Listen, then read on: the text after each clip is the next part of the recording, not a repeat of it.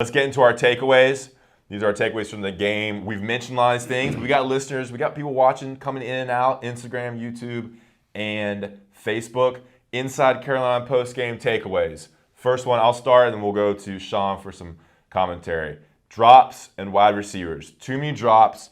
Drops by Josh Downs. Drops by Chaffrey Brown. There's plays and opportunities where Sam is putting the ball in the wide receiver's hands, and they're not making the play. I think the wide receivers need to help Sam out, make some plays, and the outside receivers need to be just counted on more and make more plays. Your thoughts on that? Yeah, I mean, you hit it on the head. I mean, there's plays to be made when they're getting open, but again, a lot of times they're not getting open either. But we talk about Chaffrey Brown again, drops, big drops. Yeah. That for some reason on the big plays that have to be made, he's getting the ball thrown to him, but he's just not making the catches. Chaffrey Brown could have 14 points, 2 touchdowns. The one was the interception, went the other way for a touchdown, and one was the drop, middle of the field, 5-yard separation, could have gone to the house.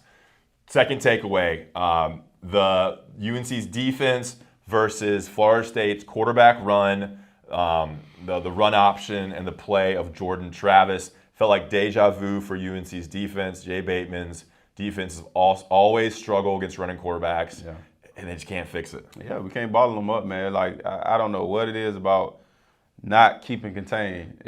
I don't know whether DNs just get nosy, like, with running quarterbacks, they're moving all over the pocket. So I understand, like, the DNs wanting to get in, on the play and to stop them. But, when your job is to keep contained and not, especially against running quarterbacks, to keep contained on the outside, you got to be out there to make that happen. That's setting the edge, right? Yeah, setting the edge. Yeah. You got to know your role, do your job, and that prevents. You can't do everybody else's job. That's you hit the nail on the head. You can't do everybody else's job. You got to do your job, and if that is just holding this left tackle so that the quarterback doesn't leak out, you got to do it. Yeah, I don't know if y'all noticed, but he said I've hit the nail on the head about 3 times now. My man. Yeah, my man. Learn better. I see you. Learn a lot from Shaun here.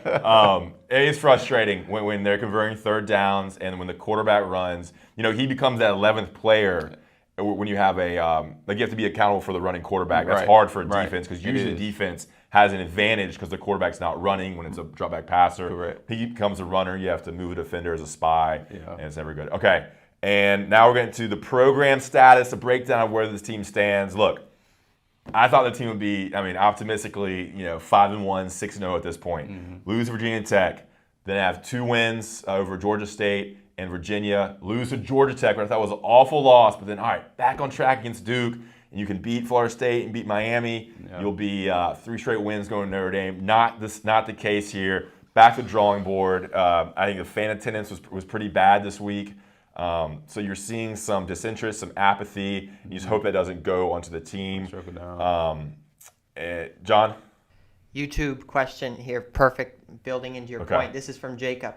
Is bowl eligibility something to worry about right now? What do you guys both think? So, build on what I said, and we'll get into that. Yeah, I think that's what we're playing for at this point. It's just you don't want to, especially if I'm Sam Howell, I don't want to go out, as the quarterback that had all this hype, and in my last year I couldn't get it done. Yeah. Granted, he doesn't have a lot of pieces around him, but he's finding a way. I can't fault Sam. Sam is finding a way. He's super competitive. He's making good throws.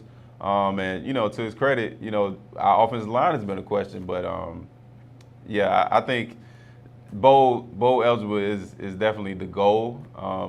Questionable, I can agree with that. It's just getting wins now. You can't overlook anybody now. Losing Georgia Tech and losing to Florida State now at home, favored by 17.5. You just got to win every game. Look at each game and try to win that one. Win. Miami is next. Yeah, you're looking at must win now to keep bowl eligibility because you got some tough games against undefeated Wake Forest, against a really strong Notre Dame team.